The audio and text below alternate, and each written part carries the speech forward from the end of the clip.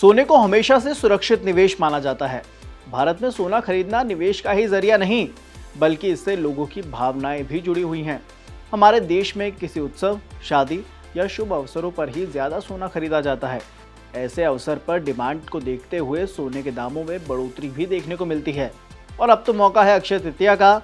इस त्योहार पर लोग सोने की जमकर खरीदारी करते हैं, लेकिन सोने के दाम तो मानो आसमान छू रहे हैं, जिसका असर जनता की जेब पर पड़ रहा है। मगर ऐसे में सवाल ये उठता है कि क्या है इसके पीछे की वजह? क्या आने वाले समय में सोना फिर से 1 लाख के पार जाएगा? आखिर कब कम होंगे सोने के दाम? इन्हीं सब सवालों के जवाब जानेंगे हमारे खास शो मेरा पैसा में, क्योंकि मेरा पैसा, आपका पैसा और सबका पैसा एक है। और आज इस शो में हम बात करेंगे उसी पैसे की। नमस्कार, आप देख रहे हैं दैनिक जागरण का स्पेशल शो और मैं हूं आपके साथ अमन जैन।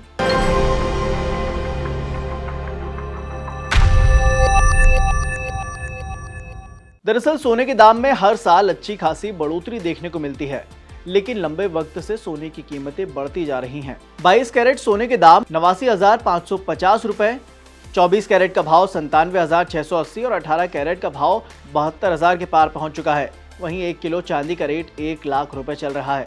बात करें राजधानी दिल्ली की तो 18 कैरेट सोने का भाव दिल्ली सराफा बाजार में 73,270 रुपए, कोलकाता और मुंबई सराफा बाजार में 73,150 रुपए, इंदौर और भोपाल के सोना बाजार में 73,190 रुपए चल रहा है। चेन्नई के सराफा बाजार की बात करें तो यहाँ कीमत 74,050 रुपए ट्रेड कर रही है। वहीं 24 कैरेट सोने का भाव भोपाल और इंदौर में 97,580 रुपए, दिल्ली, जयपुर और लखनऊ और चंडीगढ़ के सराफा बाजार में 97,680 रुपए। इसी तरह से हैदराबाद, केरल, बेंगलुरु और मुंबई के सराफा बाजार में 97,530 रुपए। चेन्नई सराफा बाजार में कीमत 97,530 रुपए पर है। यह आंकड़ा साफ बताता है कि सोने के दाम में पंख लगे हुए हैं। अब सवाल ये उठता है कि क्या अक्षय तृतीया पर कम होगा सोने का दाम?